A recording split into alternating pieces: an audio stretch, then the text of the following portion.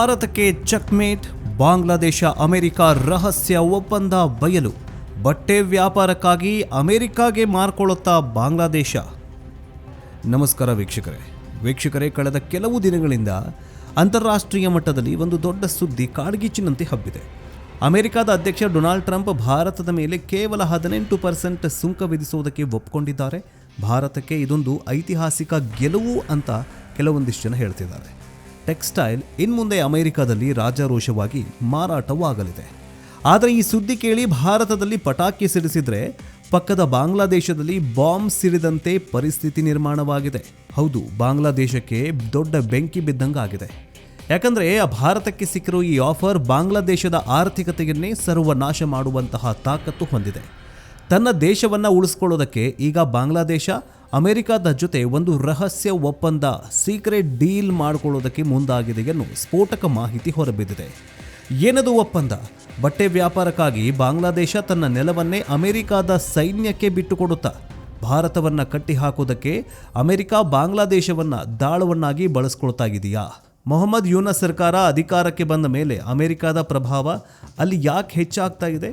ಬನ್ನಿ ಇವತ್ತಿನ ಈ ಡೀಟೇಲ್ಡ್ ವಿಡಿಯೋದಲ್ಲಿ ಬಾಂಗ್ಲಾದೇಶದ ಮೂರ್ಖ ಪ್ರಧಾನಿ ಯೂನಸ್ನ ಸೀಕ್ರೆಟ್ ಒಪ್ಪಂದ ಏನು, ಬಾಂಗ್ಲಾದೇಶಕ್ಕೆ ಒಂದು ಬಿಡಿಗಾಸು ಕೂಡ ಅನುದಾನವಾಗಿ ನೀಡಿಲ್ಲ, ಯಾಕೆ ಕೊಡಬೇಕು, ಇದರ ಹಿಂದಿನ ರಹಸ್ಯ ಸೀಕ್ರೆಟ್ ಮತ್ತು ರಹಸ್ಯ ಒಪ್ಪಂದದ ಬಗ್ಗೆ ಈ ಬಗ್ಗೆ ಮಾಹಿತಿಯನ್ನು ಕೊಡ್ತಾ ಹೋಗ್ತೀವಿ. ಆದರೆ ಅದಕ್ಕಿಂತ ಮುಂಚೆ ಬಾಂಗ್ಲಾದೇಶವನ್ನ ಈಗಲೂ ಕೂಡ ನಂಬಬೇಕಾ ನಾವು ಭಾರತೀಯರು, ಅಥವಾ ಅಮೆರಿಕವನ್ನ, ಅದರಲ್ಲೂ ಡೊನಾಲ್ಡ್ ಟ್ರಂಪ್ ಅನ್ನ ನಾವು ಈ ಟ್ಯಾರಿಫ್ನ ವಿಚಾರವಾಗಿನೋ ಅಥವಾ ಮತ್ತೊಂದು ಮಗದೊಂದರಲ್ಲೋ ಟ್ರಂಪ್ ಅವರನ್ನ ನಂಬಬೇಕಾ? ಇವತ್ತು 18% ಮಾಡಿದಾನೆ, ನಾಳೆ ಒಂಚೂರು ಏನಾದರೂ ಕಿರಿಕಾದರೆ ಚಿಕ್ಕ ಮಕ್ಕಳ ಥರ ಮತ್ತೆ ಹೆಚ್ಚು ಮಾಡ್ತಾನೆ, ಅವಾಗ ಮತ್ತೆ ಕೈಕಾಲು ಹಿಡಬೇಕಾ? ಇದ್ರ ಬಗ್ಗೆ ನಿಮಗೇನು ಅನಿಸುತ್ತೆ ಕಮೆಂಟ್ ಬಾಕ್ಸ್ನಲ್ಲಿ ತಿಳಿಸಿ. ಬನ್ನಿ ವಿಡಿಯೋವನ್ನು ಶುರು ಮಾಡೋಣ. ವೀಕ್ಷಕರೇ, ಮೊದಲು ನಾವು ವಿಷಯದ ಆಳವನ್ನು ಅರ್ಥ ಮಾಡಿಕೊಳ್ಬೇಕು. ಭಾರತ ಮತ್ತು ಅಮೆರಿಕದ ನಡುವೆ ನಡೆದಂತಹ ಈ ವ್ಯಾಪಾರ ಒಪ್ಪಂದದ ಸಂಪೂರ್ಣ ವಿವರಗಳು 2026 ಮಾರ್ಚ್ನಲ್ಲಿ ಹೊರಬೀಳಲಿದೆ. ಆದರೆ ಸಿಕ್ಕಿರೋ ಮಾಹಿತಿ ಪ್ರಕಾರ ಭಾರತದ ಸರಕುಗಳ ಮೇಲೆ ಅಮೆರಿಕ ಹಾಕ್ತಾ ಇದ್ದ ಟ್ಯಾಕ್ಸ್ ಅಥವಾ ಸುಂಕವನ್ನು 18%ಗೆ ಇಳಿಕೆ ಮಾಡಿದೆ. ಇದು ಪಾಕಿಸ್ತಾನಕ್ಕೆ ದೊಡ್ಡ ವಿಷಯನೇ ಅಲ್ಲ, ಯಾಕಂದರೆ ಅವರು ರಫ್ತು ಮಾಡೋದು ಕೇವಲ ಭಯೋತ್ಪಾದಕರನ್ನ ಮಾತ್ರ. ಇದಕ್ಕೆ ಟ್ಯಾಕ್ಸ್ ಹಾಕಿದ್ರೂ ಒಂದೇ, ಬಿಟ್ಟರೂ ಒಂದೇ. ಆದರೆ ಬಾಂಗ್ಲಾದೇಶಕ್ಕೆ ಇದು ಜೀವನ್ಮರಣದ ಹೋರಾಟ. ಪ್ರಶ್ನೆ, ಯಾಕೆ? ಬಾಂಗ್ಲಾದೇಶದ ಆರ್ಥಿಕತೆ ನಿಂತಿರೋದು ಜವಳಿ ಉದ್ಯಮ, ಟೆಕ್ಸ್ಟೈಲ್ ಇಂಡಸ್ಟ್ರಿ ಮೇಲೆ ಅಥವಾ ಬಟ್ಟೆ ವ್ಯಾಪಾರದ ಮೇಲೆ ಬಾಂಗ್ಲಾದೇಶ ಉಸಿರಾಟ ಮಾಡ್ತಾ ಇದೆ. ಅವರು ಜಗತ್ತಿಗೆ ಮಾರೋದೇ ಒಂದೇ ಒಂದು ವಸ್ತು, ಅದು ಬಟ್ಟೆಯನ್ನು. ಲೆಕ್ಕಾಚಾರ ನೋಡಿ, ಭಾರತದ ಬಟ್ಟೆಯ ಮೇಲೆ ಅಮೆರಿಕ 18% ಟ್ಯಾಕ್ಸ್ ಹಾಕುತ್ತಾ, ಇಲ್ಲಿ ಲೆಕ್ಕಾಚಾರ ನೋಡಿ, ವಿಧಿ ವಿಪರ್ಯಾಸ ನೋಡಿ. ಭಾರತದ ಬಟ್ಟೆಯ ಮೇಲೆ ಅಮೆರಿಕ 18% ಟ್ಯಾಕ್ಸ್ ಹಾಕತ್ತೆ, ಬಾಂಗ್ಲಾದೇಶದ ಬಟ್ಟೆಯ ಮೇಲೆ ಅಮೆರಿಕ 20% ಅಥವಾ ಅದಕ್ಕಿಂತ ಹೆಚ್ಚು ಟ್ಯಾಕ್ಸ್ ಹಾಕತ್ತೆ. ಕೇವಲ 2% ವ್ಯತ್ಯಾಸ ಅನ್ನಿಸಬಹುದು, ಆದರೆ ಬಿಸ್ನೆಸ್ನಲ್ಲಿ ಇದು ದೊಡ್ಡ ಬದಲಾವಣೆ ಇರುತ್ತೆ. ಉದಾಹರಣೆಗೆ, ಒಂದು ಟೀ ಶರ್ಟ್ ಭಾರತದಿಂದ $18ಗೆ ಸಿಗತ್ತೆ, ಅದೇ ಟೀ ಶರ್ಟ್ ಬಾಂಗ್ಲಾದೇಶದಿಂದ $20ಗೆ ಸಿಗತ್ತೆ ಅಂತಂದರೆ ಅಮೆರಿಕದ ವ್ಯಾಪಾರಿಗಳು ಯಾರ ಹತ್ರ ತಗೊಳ್ತಾರೆ ಆ ಟೀ ಶರ್ಟ್ನ? ಸಹಜವಾಗಿ ಭಾರತದ ಹತ್ರ. ಇದೇ ಈಗ ಬಾಂಗ್ಲಾದೇಶದ ನಿದ್ದೆಗೆಡಿಸಿರೋದು. ನಮ್ಮ ಆರ್ಡರ್ಗಳೆಲ್ಲ ಭಾರತದ ಪಾಲಾಗ್ತಾ ಇದ್ದಾವೆ, ನಮ್ಮ ಫ್ಯಾಕ್ಟ್ರಿಗಳು ಮುಚ್ಚಿ ಹೋಗ್ತಾ ಇದ್ದಾವೆ ಅನ್ನೋ ಭಯ ಯೂನಸ್ ಸರ್ಕಾರ, ಬಾಂಗ್ಲಾದೇಶದ ಜನರಿಗೆ ಶುರುವಾಗಿದೆ. ಇನ್ನು ಈ ಸೀಕ್ರೆಟ್ ಡೀಲ್ ಬಗ್ಗೆ ಮಾತನಾಡೋಣ. ಅದಕ್ಕಿಂತ ಮುಂಚೆ ಭಾರತ ಎಂಥ ಸ್ಟ್ರೋಕ್ ಕೊಟ್ಟಿದೆ ಗೊತ್ತಾ ವೀಕ್ಷಕರೇ? ನೀವು ನಂಬ್ತಿರೋ ಇಲ್ಲೋ ಗೊತ್ತಿಲ್ಲ, ನಮ್ಮ ಭಾರತ ದೇಶ ಅಕ್ಕಪಕ್ಕದ ರಾಷ್ಟ್ರದವರಿಗೆ ಕೋಟಿಗಟ್ಟಲೆ ನಮ್ಮ ಟ್ಯಾಕ್ಸ್ ದುಡ್ಡನ್ನು ಕೊಡ್ತಾರೆ, ಅನುದಾನ ರೂಪದಲ್ಲಿ ಕೊಡ್ತಾರೆ. ಅದು ಬಾಂಗ್ಲಾದೇಶ ಆಗಿರಬಹುದು, ಪಾಕಿಸ್ತಾನ ಆಗಿರಬಹುದು, ಅಥವಾ ಶ್ರೀಲಂಕಾ ಆಗಿರಬಹುದು, ಮಯನ್ಮಾರು, ಅವು ಇವೆಲ್ಲ ಚಿಕ್ಕ ಪುಟ್ಟ ದೇಶಗಳು ಬರ್ತಾವಲ್ಲ, ಅವರಿಗೆ ನಮ್ಮ ಟ್ಯಾಕ್ಸ್ ದುಡ್ಡು ಹೋಗುತ್ತೆ, ಅನುದಾನದ ರೂಪದಲ್ಲಿ ಹೋಗುತ್ತೆ. ಆದರೆ 2026-27 ಕೇಂದ್ರ ಬಜೆಟ್ ಹಲವಾರು ಅಚ್ಚರಿಗಳನ್ನು ಮೂಡಿಸಿತ್ತು. ಈ ಬಾರಿ ಬಜೆಟ್ನಲ್ಲಿ ಭಾರತ ಬಾಂಗ್ಲಾದೇಶಕ್ಕೆ 1 ನಯಾ ಪೈಸೆ ಬಿಡಿಗಾಸನ್ನು ಕೂಡ ಕೊಟ್ಟಿಲ್ವಂತೆ. ಕೇಂದ್ರ ಸರ್ಕಾರ ನೆರೆಯ ದೇಶಕ್ಕೆ ಈ ಬಾರಿ ಕೇವಲ 60 ಕೋಟಿ ರೂಪಾಯಿ ಮಾತ್ರ ನಿಗದಿ ಮಾಡಿದೆ. ಇದು ಹಿಂದಿನ ಹಣಕಾಸು ವರ್ಷದಲ್ಲಿ ಹಂಚಿಕೆಯಾಗಿದ್ದ 120 ಕೋಟಿ ರೂಪಾಯಿಗೆ ಹೋಲಿಸಿದರೆ 50% ಕಟ್ ಮಾಡಿದ್ದಾರೆ. ದ್ವಿಪಕ್ಷೀಯ ಸಂಬಂಧ ಹದಗೆಟ್ಟಿರುವ ಕಾರಣಕ್ಕೆ ಭಾರತ ಈ ಬಾರಿ ಬಾಂಗ್ಲಾದೇಶಕ್ಕೆ ಬೇಕಾಗಿರುವಂತಹ ಅನುದಾನವನ್ನು ಬರೋಬ್ಬರಿ ಅರ್ಧದಷ್ಟು ಕಡಿಮೆ ಮಾಡಿದೆ. ಭಾರತದ ಈ ನಡೆಯನ್ನು ಬಾಂಗ್ಲಾದೇಶದಲ್ಲಿ ಹಿಂದೂ ಸಮುದಾಯದ ಮೇಲಿನ ಹಿಂಸಾಚಾರಕ್ಕೆ ಪ್ರತಿರೋಧ ಎಂಬಂತೆ ನೀಡಲಾಗ್ತಾಗಿದೆ. ಭಾರತದೊಂದಿಗಿನ ರಾಜತಾಂತ್ರಿಕ ಬಿಕ್ಕಟ್ಟು ಬಾಂಗ್ಲಾದೇಶಕ್ಕೆ ಮುಳುವಾಗಿದೆ. ಬಾಂಗ್ಲಾದೇಶದಲ್ಲಿ ನಡೀತಾ ಇರುವ ಹಿಂದೂ ಅಲ್ಪಸಂಖ್ಯಾತರ ಮೇಲಿನ ದೌರ್ಜನ್ಯದ ಬಗ್ಗೆ ತೀವ್ರ ಕಳವಳ ವ್ಯಕ್ತಪಡಿಸಿರುವ ಭಾರತದ ವಿದೇಶಾಂಗ ಸಚಿವಾಲಯ ಈ ಕುರಿತು ನಿರಂತರವಾಗಿ ನಿಗಾ ಇಟ್ಟಿರುವುದಾಗಿ ರಾಜ್ಯಸಭೆ ಮಾಹಿತಿ ಕೊಟ್ಟಿದೆ. ಹೀಗೆ ಆಟಾಟೋಪಗಳನ್ನು ಮಾಡ್ತಾ ಹೋದರೆ ಭಾರತ ಈಗ 50% ಅಂದರೆ ಈಗ ಒಂದು 60 ಕೋಟಿ ರೂಪಾಯಿ ಮಾತ್ರ ಕೊಟ್ಟಿದ್ದಾರೆ. ಇನ್ನು ಮುಂದೆ ಒಂದು ನಯಾ ಪೈಸನ್ನು ಕೂಡ ಭಾರತ ಬಿಚ್ಚೋದಿಲ್ಲ. ಭಾರತ ಸಾಯ್ತಾ ಇದ್ದಾನೆ, ಅವನು ಇನ್ನೇನು ಉಸಿರು ಚೆಲ್ತಾನೆ, ಪ್ರಾಣ ಬಿಡ್ತಾ ಇದ್ದಾನೆ, ಅವ್ರ ಬಾಯಿಗೆ ನೀರು ಕೂಡ ಹಾಕೋದಿಲ್ಲ ಭಾರತ. ಕಾರಣ ನಮ್ಮ ಹಿಂದೂಗಳ ಮೇಲೆ ದೌರ್ಜನ್ಯ ಎಸಗುತ್ತಾಗಿದೆ. ಇದೇ ಬಾಂಗ್ಲಾದೇಶ. ಇನ್ನು ಭಾರತ ವರ್ಸಸ್ ಬಾಂಗ್ಲಾದೇಶ, ಅಮೆರಿಕ ಭಾರತದ ನಡುವೆ ನಡೆದಂತಹ ಈ ಒಂದು ಟೆಕ್ಸ್ಟೈಲ್ ಬಿಸ್ನೆಸ್ ಅಥವಾ ಟೆಕ್ಸ್ಟೈಲ್ ಡೀಲ್ ಇದೆಯಲ್ಲ, ಬಾಂಗ್ಲಾದೇಶದ ಮೇಲೆ ಮತ್ತೊಂದು ಹೊಡೆತ ಅಂತಲೇ ಹೇಳಬಹುದು. ಭಾರತ ವರ್ಸಸ್ ಬಾಂಗ್ಲಾದೇಶ ಬಟ್ಟೆ ವ್ಯಾಪಾರದ ಮಹಾಯುದ್ಧವೇ ಶುರುವಾಗಿ ಹೋಗ್ಬಿಟ್ಟಿದೆ. ಇಲ್ಲಿ ನಾವು ಒಂದು ಹೋಲಿಕೆ ಮಾಡಲೇಬೇಕು. ಭಾರತ ಜಗತ್ತಿಗೆ ಏನೇನು ರಫ್ತು ಮಾಡುತ್ತೆ ಅನ್ನೋದನ್ನು ಫಸ್ಟ್ ಹೇಳ್ತೀನಿ.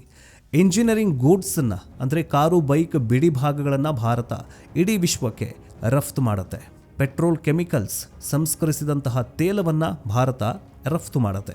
IT ಸೇವೆಗಳು, ಸಾಫ್ಟ್ವೇರ್ ಉದ್ಯಮಿಗಳು, ಸಾಫ್ಟ್ವೇರ್ ಡೆವಲಪರ್ಗಳು, ಸಾಫ್ಟ್ವೇರ್ ಇಂಜಿನಿಯರ್ಗಳನ್ನು ಇಡೀ ವಿಶ್ವಕ್ಕೆ ಕೊಡುವಂತಹ ಏಕೈಕ ದೇಶ ಅಂತಂದರೆ ಅದು ಭಾರತ.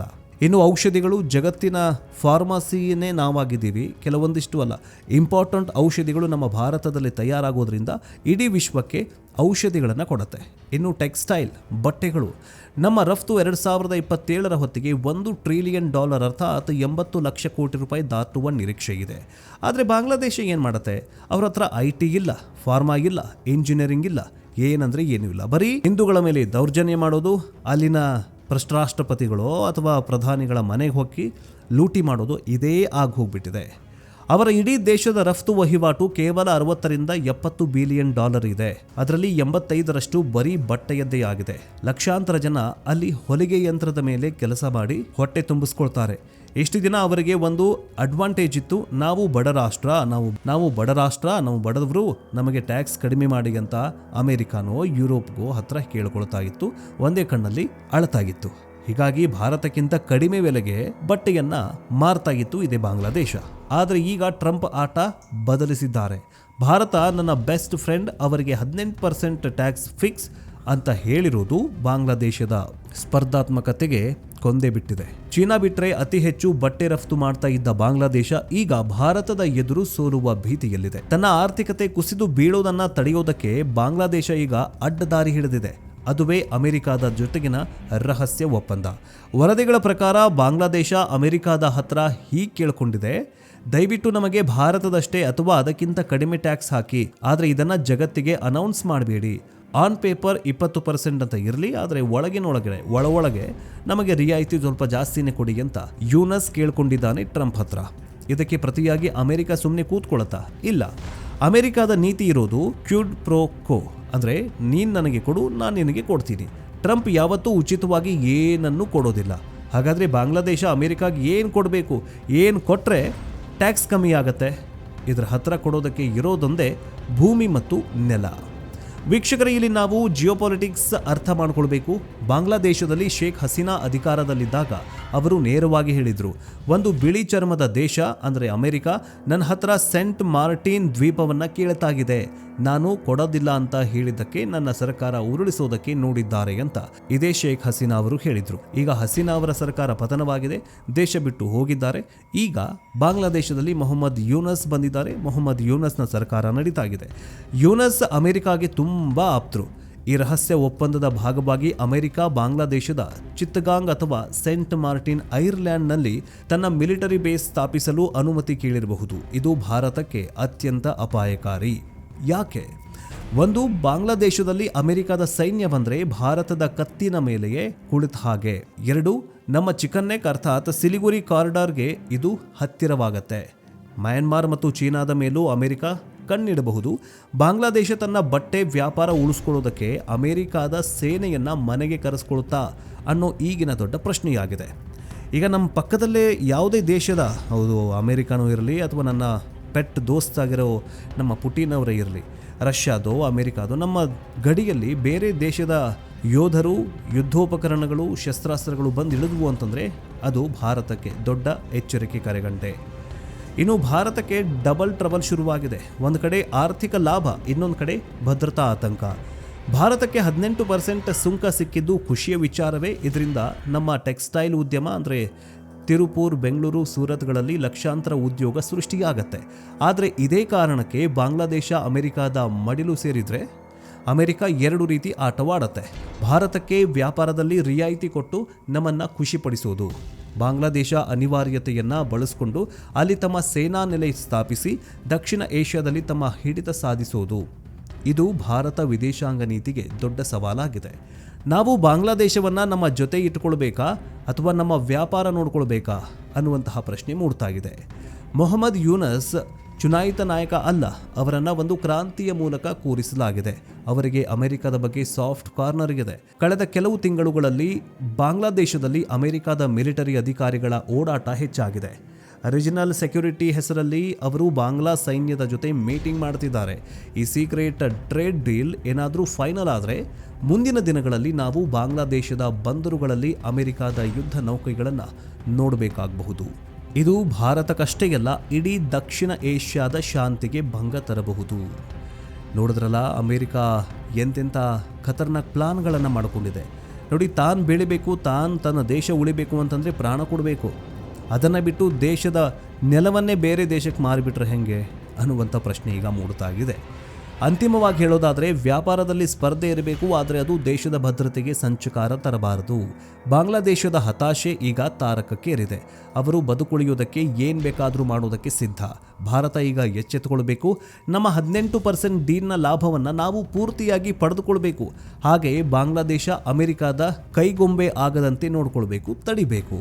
ಇದು ಮೋದಿಯವರ ರಾಜತಾಂತ್ರಿಕತೆಗೆ ನಿಜವಾದ ಪರೀಕ್ಷೆ. ವೀಕ್ಷಕರೇ, ನಿಮಗೇನನ್ಸುತ್ತೆ?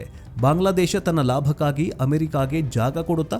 ಅಮೆರಿಕದ ಈ ಡಬಲ್ ಗೇಮ್ ಬಗ್ಗೆ ನಿಮ್ಮ ಅನಿಸಿಕೆ ಏನು? ಜೊತೆಗೆ ನಾವು ದುಬಾಯಿ ದೋಸ್ತಿ ನಮ್ಮ ಫ್ರೆಂಡ್ಶಿಪ್ ಅಂತ ಮೋದಿಯವರು ಓಡೋಡಿ ಹೋಗ್ತಿದಾರಲ್ಲ, ಇದು ಒಂದಲ್ಲ ಒಂದು ದಿನ ಬ್ರೇಕಪ್ ಆಗತ್ತೆ. ಮೋದಿಯವರು ಎಚ್ಚರಿಕೆ ಹೆಜ್ಜೆ ಇಡಬೇಕಾ ಈ ಟ್ರಂಪ್ನ ವಿಚಾರದಲ್ಲಿ? ಇದ್ರ ಬಗ್ಗೆ ನಿಮಗೇನನ್ಸುತ್ತೆ? ಕಮೆಂಟ್ ಬಾಕ್ಸ್ನಲ್ಲಿ ತಿಳಿಸಿ. ನೆಕ್ಸ್ಟ್ ಅಪ್ಡೇಟ್ನೊಂದಿಗೆ ಬೇಗ ವಾಪಸ್ ಬರ್ತೀವಿ. ಜೈ ಹಿಂದ್, ಜೈ ಕರ್ನಾಟಕ.